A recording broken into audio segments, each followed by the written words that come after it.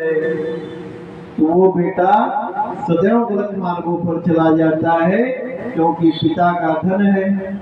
करना क्या है? लेकिन अगर संस्कार दे दिए तो बच्चा स्वयं अपने लिए आश्रय बना लेता है। बोलो शंकर भगवान की जय। तो हम सबको भी जीवन में ऐसा ही प्रयास करना चाहिए। अब इधर दक्ष महाराज हिमालय राज को भगवान शंकर ने कहा, तपस्वियों के पास स्त्री का कोई काम नहीं है, ये संसार को दिखाने के लिए बोले। लेकिन माता पार्वती देखी पिताजी हमारे जवाब दे नहीं पा रहे हैं, भाई हिमालय राज चुप हो गए। लेकिन आदि शक्ति कौन है? जगत जननी है, प्रकृति देवी है। कौन है? प्रकृति है। बोले महादेव, हम एक बात आपसे कहना चाहते हैं। बाबा बोले कहो देवी। बोले आपने जो बात कही, आपने बिल्कुल उचित बात कहा है, लेकिन क्या आप ये भूल गए कि मैं ही मूल प्रकृति हूं? क्या ये बात आप भूल गए महादेव कि मैं मूल प्रकृति हूं? अगर आप लिंग रूप में विराजमान हो तो उसकी जलहरी के रूप में मैं प्रकृति विद्यमान हूं, तभी आप वहां खड़े हो। अगर आप तप कर रहे हो महादेव, तो उस तप की शक्ति मैं हूं, जो मैं आपको शक्ति दे रही हूं, तब आप तप कर रहे हो। भाई पति पत्नी को कहे ना, शरीर दो लेकिन आत्मा एक होती है। बोले महादेव, अगर आप तप कर रहे हो तो उसकी शक्ति मैं हूं। अच्छा, बिना शक्ति के कोई तप कर सकता है? या महाराज एक तो एकादशी नहीं कर सकते कोई? हाँ, शक्ति है? नहीं है। बार बार पानी मुंह से गिरता जाएगा कि कैसे भी हो कल पीछे भोजन मिलेगा।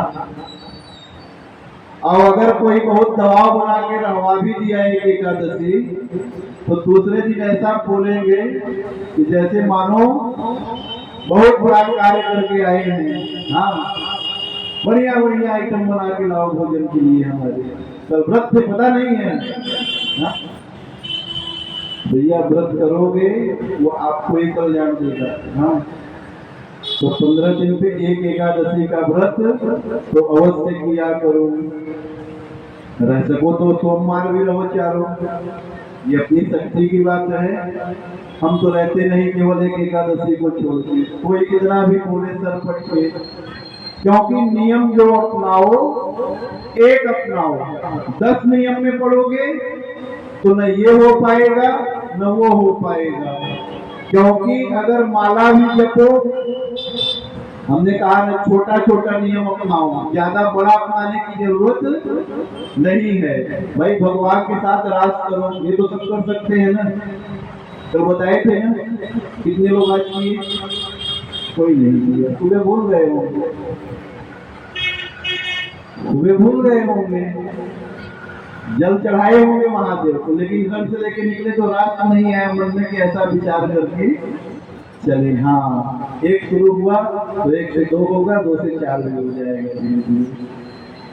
छोटे छोटे नियम को अपनाओ, जो करते रहोगे भजन धीरे धीरे, भजन धीरे धीरे, तो मिल जाएगा वो सजन धीरे धीरे। जो करते रहोगे भजन धीरे धीरे, भजन धीरे धीरे, तो मिल जाएगा वो सजन धीरे धीरे। कहने का अर्थ इतना ही है कि अगर जोर जोर से दौड़ोगे तो कछुआ और खरगोश की चाल में जीता कौन था?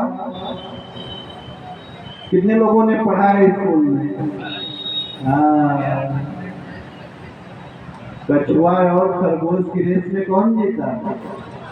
कछुआ जीता ना। वो धीरे चलता है, और जो बड़ा जोर से दौड़ गया हार गया। तो भजन भी कैसे करो? धीरे धीरे। अब महाराज बोलते 11 माला जप के ही इतना है, पता चला 5 दिन तो खूब मन को एकाग्र करके जप दिए, 6वें दिन छूट गई। तो वैसा वो 5 दिन का किया हुआ भी व्यर्थ चले गया। तो इसीलिए छोटे छोटे नियम अपनाओ, लेकिन भजन धीरे धीरे करो। धीरे धीरे करोगे, परमात्मा अवश्य आप सब पर अपनी कृपा करेगा। बोल शंकर भगवान की। हर हर हर हर हर हर। बोलो बाबा भूतनाथ की जय। तो जब माता पार्वती ने कहा महादेव, मैं तो आपकी मूल प्रकृति हूं ना, आपने जो बात हमारे पिताजी से कही बिल्कुल उचित कहा है, लेकिन मैं तो आपकी मूल प्रकृति हूं, और ये बात मेरे ऊपर तो लागू नहीं होती है प्रभु। तो महादेव ने आज्ञा दे दी कि ठीक है, तुम अपने पिता के साथ कभी कभी आ जाया करो हमारा दर्शन करने के लिए इस हिमालय पर। हाँ, गंगा अवतरण जहाँ से हुआ वहीं पर महादेव तपस्या किए हैं। तो बोले यहाँ पर आकर अपने पिता के साथ दर्शन करके चली जाया करो। बोल शंकर भगवान की जय। और इतनी बात जब बोले हैं महादेव, तो अब तो आज्ञा मिल गई कि पिता भी आए। तो महादेव से बोले कि मैं अपनी सखियों के साथ आ सकती हूँ। भाई अब पहले खड़े थे, बैठने को मिला, अब लेट भी जाएंगे। हाँ भाई, अभी तो अकेले पिता को ही परमिशन नहीं था, अब पुत्री को भी मिल गया। अब पुत्री को मिल गया तो सहेली भी आ जाए हमारी, है कि नहीं है? तो माता बोली मैं अपने सखियों के साथ आऊंगी महादेव, आपका पूजन अर्चन करके चली जाया करूंगी। देखिए लगन कब से लगा है? बाल्यकाल से। किससे मिलने की? महादेव से। और पर्वत की पुत्री है, पर्वत की पुत्री है, संकल्प भी दृढ़ है कि मिलना तो महादेव से ही है। तो इस प्रकार जब माता पार्वती को अनुमति मिली, तो माता पार्वती गोबर लेकर आए, वहां सफाई करने जहां महादेव तपस्या कर रहे थे। देखिए हम भी कहते हैं जब भगवान के घर आओ तो पहले ये देख लो कि गंदगी कहाँ है, क्योंकि ये तो भगवान हिमालय पर बैठे थे और माता पार्वती वहां जाकर सफाई कर रही हैं। लेकिन यहाँ भी हमारे सामने साक्षात देवादिदेव महादेव विराजमान है। ऐसा मन में विचार है कि नहीं है? इन्हें कभी मूर्ति ना समझो। जो ऐसा समझकर, चाहे वो अपने घर के देवी देवता हो और चाहे मंदिर के, जो ऐसा विचार तनिक भी मन में लाता है ये तो पीतल के हैं, ये तो पत्थर के हैं, तो उसके सारे जीवन का किया गया पूजा पाठ उसी समय व्यर्थ हो जाता है, फिर उसे कोई उसका फल प्राप्त नहीं हो पाता है। तो ऐसी भावना मन में कभी बनने ही ना दे। साक्षात जगत के पिता जगत जननी माता बैठी हैं, इस प्रकार से हमारे मन में यह भाव बना रहना चाहिए। तो जब अब ये कथा क्या सिखा, देखिए हमने इसलिए कहते हैं हर कथा मनुष्य के लिए ही भगवान ने किया है। माता पार्वती जगत जननी और जगत पिता के पास जाकर हिमालय राज पर जब तपस्या कर रहे हैं तो वहां गोबर से चौका कर रही हैं, साफ सफाई कर रही हैं, सुंदर सुंदर फूल लगा दिए वहां पर माता ने। और जब माता ने सुंदर फूल लगाए, सुगंधित, महादेव को कितनी अच्छी सुगंध हमारी तरफ से मिल जाए, लेकिन बाबा को क्या जरूरत थी? बाबा को जरूरत थी क्या? नहीं थी। और यहाँ भी बाबा को कोई जरूरत नहीं है, लेकिन बाबा हमारी भावनाओं को देखते हैं कि इसकी भावना मेरे प्रति क्या है। महादेव को न हिमालय पर जरूरत थी सुगंधित पुष्पों की और न इस मंदिर में जरूरत है, लेकिन बाबा अपनी भावनाओं को देखते हैं कि इसकी भावना मेरे प्रति क्या है, कि ये मेरे लिए क्या करना चाहता है। तो मंदिर जब जाएं तो सबसे पहले देख लें कि भैया गंदगी कहाँ है इस मंदिर में, क्योंकि स्वयं महादेव बैठे हैं। और जो भगवान के दरबार को साफ रखता है, भगवान उसके जीवन के समस्त पाप ताप संताप को हर लेते हैं। बोलो शंकर भगवान की जय। तो साफ सफाई तो हम सबको मंदिरों पर जाकर कर ही देना चाहिए। ऐसा करने से भी हमारी भक्ति पुष्ट हो जाती है। क्रियाएं हैं सब छोटी छोटी, एक को पकड़ लो, लेकिन निरंतरता बनी रहे। निरंतरता बनी रहेगी तो महादेव अति शीघ्र हम सब पर अपनी कृपा दृष्टि बना देते हैं। गुरु शंकर भगवान की जय। माता पार्वती महादेव के यहाँ गोबर का चौका करें, सब करें। और इधर एक तारकासुर नाम का राक्षस देवी देवताओं को परेशान करने लगा, त्रिलोक पे कब्जा करने लगा। अब देवी देवताओं की चिंता बढ़ी, तो जाएंगे किसके शरण में?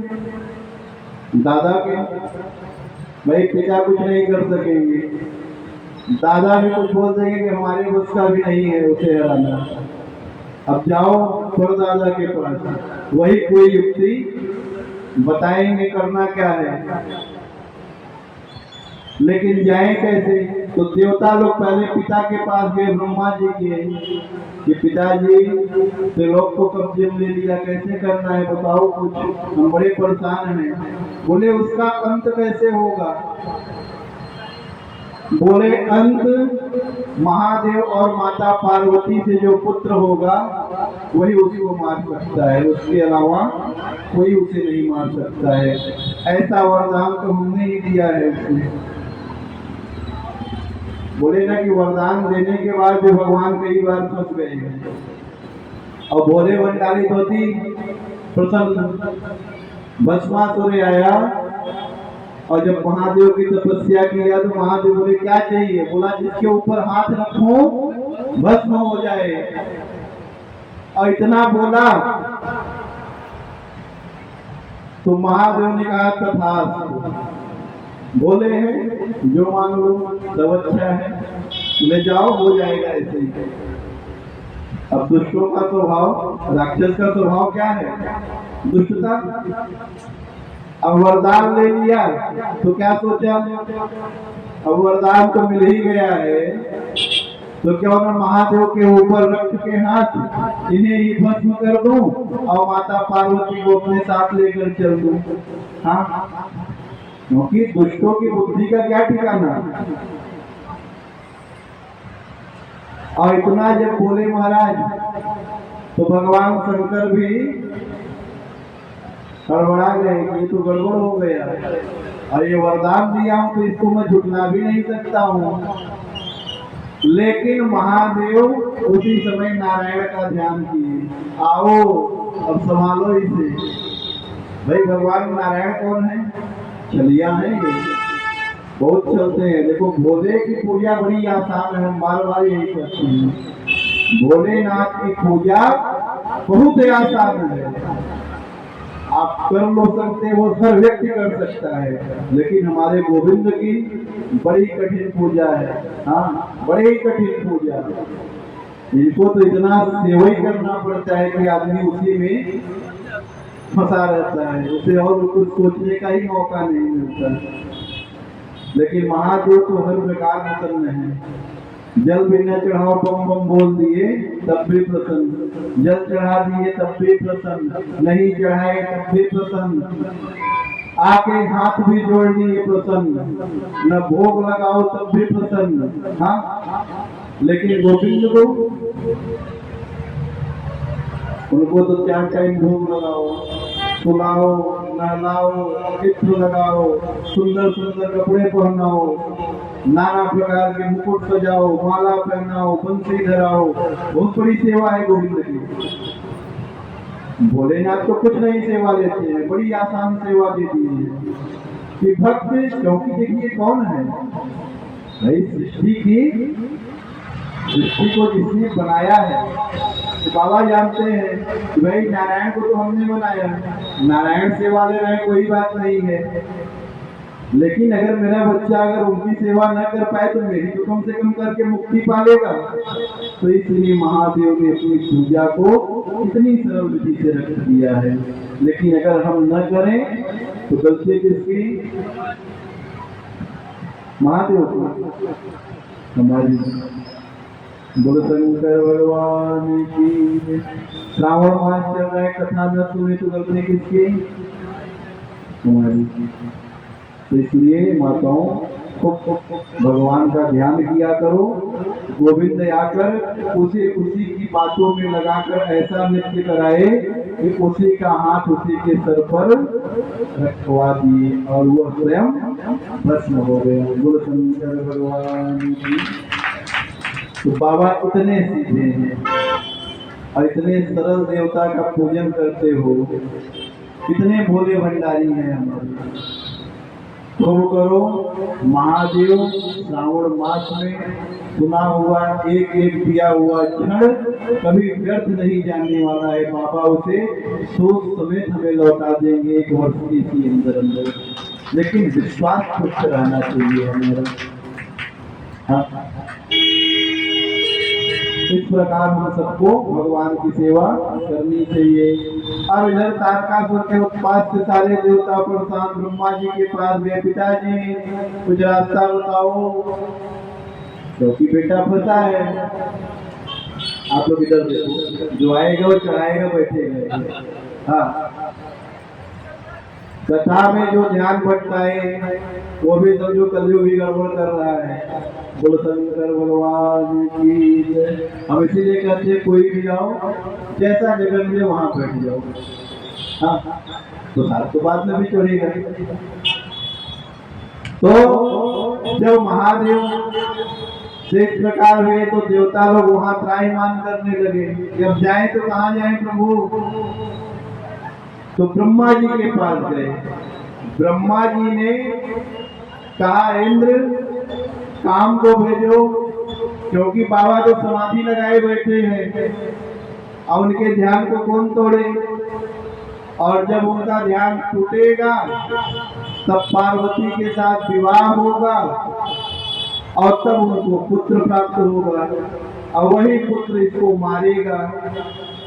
तो उपाय क्या है कि पहले महादेव के पास कामदेव को भेजो, कामदेव जाए उनके अंदर पहले विकार उत्पन्न करें। जब विकार उत्पन्न हो गया तो ध्यान टूटेगा, ध्यान टूटेगा तो आगे विवाह की चर्चा होगी और ऐसे तो कोई संभव नहीं है। इंद्र कामदेव को बुलाए, कामदेव आए, बोले जाओ महादेव के ऊपर बाण चलाओ। कामदेव बोले प्रभु अब फिर मुझे फंसाना आपने। भगवान देखो देवताओं के कार्य सिद्धि के लिए लेकिन सब करना पड़ता है। हाँ भाई, देवताओं की कार्य सिद्धि करनी है। जान भी रहे हैं कि महादेव का अगर नेत्र खुल गया तो पक्की बात है कि बचने वाला नहीं हूं। लेकिन इंद्र बोले तुमको जाना ही पड़ेगा और जाकर महादेव को तीर मारो। लेकिन महादेव को तीर मारे कैसे? बोले देखो एक बार पिताजी ने हमें भेजा था ब्रह्मदेव ने, लेकिन उनके ऊपर कोई असर नहीं पड़ा था। हम पहले ही कह रहे हैं, हमको वापस जाना पड़ा था। बोले आप इस बार जाओ, क्योंकि माता पार्वती उनकी सेवा में वहां आती हैं। तुम जाओ एक बार फिर चलाओ और फिर अवश्य असर करेगा। कामदेव अपनी पत्नी रति को लेकर, कामदेव का विवाह हो गया रति के साथ में। ये कथा किसको किसको याद है? अभी सुने थे कि नहीं? अच्छा, मैं सुनाया हूँ कि नहीं ये बताओ? सुनाया हूँ? हाँ, याद है? कितने लोग को? बाकी केवल आए कथा सुने फिर चलो। इसीलिए कहते हैं कथा सुना करो, कथा में मन लगा के रखा करो। हाँ, ये मन बड़ा चंचल है, कैसे तेरा भजन करूं। बोलो शंकर भगवान की जय। तो महादेव ने कामदेव रति को लेकर आ गए हिमालय पर, क्योंकि महादेव भी रहते हैं चतुर्घर। हरिहर एक है दोनों, ना ये कम है ना वो कम है। ये रहते क्षीर सागर में, वो रहते हैं, बोलो, ये रहते क्षीर सागर में, वो रहते हैं हिमाचल में। ससुर घर दोनों रहते हैं, न ये कम है न वो कम है। हरिहर एक है दोनों, न ये कम है न वो कम है। भाई नारायण कहाँ रहते हैं? क्षीर सागर समुद्र में। और लक्ष्मी जी का प्राकट्य कहाँ से है? कहाँ से? समुद्र से, क्योंकि लक्ष्मी घर में नहीं आती। तो अपने ससुर के घर वो रहते हैं और हिमालय पार्वती जी के, तो अपने ससुर के घर ये रहते हैं कैलाश। हाँ, लेकिन इन दोनों में अच्छाई भी यही है, और हर पुरुषों को भी चाहिए। देखो, हाँ, ये भगवान से ही सीखो।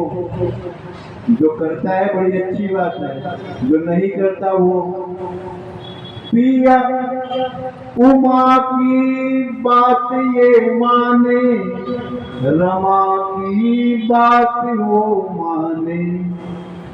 पिया का मान करने में, पिया का मान करने में, न ये कम है न वो कम है। हरिहर एक है दोनों, न ये कम है न वो कम है। बोलो शंकर भगवान की जय। पत्नी की बात माननी चाहिए। कोई भी अच्छे कार्य करो तो पत्नी से सलाह लो कि देवी ऐसा कार्य करने जा रहे हैं, आज मंदिर में अभिषेक करने जा रहे हैं, आप भी हमारे साथ चलो, क्योंकि आप हमारी अर्धांगिनी हो कि नहीं हो? अब हम अकेले ही जाके लड्डू चढ़ाकर चले आएंगे, तुम घर में बैठकर भोजन बनाओ तो आधा फल भी वही रुक जाता है। लड्डू तो पूरा चढ़ा, लेकिन फल आधा वही रुक गया। तो जब अगर कभी मंदिर जाए, तीर्थ जाए, तो बोले देवी आप भी हमारे साथ चलो, आज हम ऐसा कार्य करना चाह रहे हैं। तो इस प्रकार जब पति पत्नी दोनों मिलकर सेवा करते हैं परमात्मा की, तो परमात्मा की विशेष कृपा पात्र बन जाते हैं। तो इसलिए हर पुरुषों को पत्नी का सलाह ले लेना चाहिए। बोलो शंकर भगवान की जय। रति को लेकर कामदेव आए और असमय बसंत का निर्माण किया। असमय, अब अगर खेती कटने वाली हो गर्मी के समय और बरसात हो जाए तो क्या कहोगे उसे? असमय अगर वर्षा हो जाए तो क्या कहोगे? असमय हो गया, पानी गिरना नहीं था लेकिन गिर गया। तो ऐसे ही कामदेव ने असमय बसंत को बुला लिया। जान रहे हैं कि देवादिदेव महादेव बैठे हैं, और मैं मारा भी जाऊंगा, इनके कोप से बचने वाला नहीं हूँ, लेकिन मार पे मार चला दिए, लेकिन बाबा को फिर कोई असर नहीं हुआ। महादेव फिर भी बैठे हैं, उनके ऊपर बाण का असर नहीं हुआ। तो कामदेव वृक्ष के ऊपर बैठ गए चुपचाप, कि असर नहीं हुआ। अब माता पार्वती का इंतजार करेंगे, जब आए तब एक बार देखें प्रयास करके। तो माता पार्वती जब भगवान शंकर का दर्शन करने आई अपने सखियों के साथ में, देखो जगत जननी को कितना बड़ा सुख मिला, स्वयं परमात्मा बैठे हैं और स्वयं जगत जननी उनका पूजा कर रही है, कितना बड़ा सुख है। तो जब माता पार्वती अपनी सखियों विजया और विजया के साथ में आई हैं, तो महादेव की केवल उन पर दृष्टि पड़ी। क्या पड़ी? दृष्टि। पाप हमारे अंदर कहां से प्रवेश करता है? हम बार बार बता चुके हैं, अभी 11 दिन की कथा में 4 बार बताए होंगे। पाप कहां से प्रवेश करता है? आंख से और कान से। अच्छा अगर सुनोगे भगवान का कीर्तन, तो अगर हमारे अंदर सत्संग जाएगा। आंख से भगवान को देखोगे, परमात्मा का चिंतन करोगे, हमारे अंदर बुद्धि अच्छी होगी। और यही अगर चलचित्र देखोगे, बुरी चीजों को सुनोगे, तो हमारे अंदर पाप प्रवेश कर जाएगा। तो पाप प्रवेश करने का केवल 2 रास्ता है हमारे पास, आंख और कान। तो भगवान शंकर ने माता पार्वती को केवल देखा, और देखा तो महादेव के नेत्र खिल गए, और जब नेत्र खिले तो कामदेव ने मौका देखा और तुरंत बाण चला दिया। महादेव के मन में विचारा काम का यहाँ क्या हो सकता है, और महादेव ने जैसे ही देखा, तीसरी नेत्र बाबा की खुल गई और काम वहीं पर भस्म हो गया। बोलो शंकर भगवान की। कामदेव भस्म हुआ, रति विलाप कर रही है। अब आज की कथा यही विश्राम करें कि और चले? कल आओ, कल महाशिवरात्रि है, भोलेनाथ का विवाह करेंगे। जो विवाह इस संसार में जैसा विवाह महादेव का हुआ, वैसा विवाह न हुआ था, न हुआ है, न हुआ होगा। तो कल दिन भी बाबा ने अच्छा चुन लिया है, और कल हम लोग महादेव के विवाह में सब लोग सम्मिलित होंगे। लेकिन जब आप लोग जल्दी जल्दी आओगे तब, ठीक है? सावन का माह है, महादेव के विवाह में शामिल हो जाएं। इससे बड़ा इस आत्मा का कल्याण और कुछ नहीं हो सकता है। बोलो शंकर भगवान की। अब हम सब एक भगवान का गुण गाते हैं और फिर आरती करेंगे।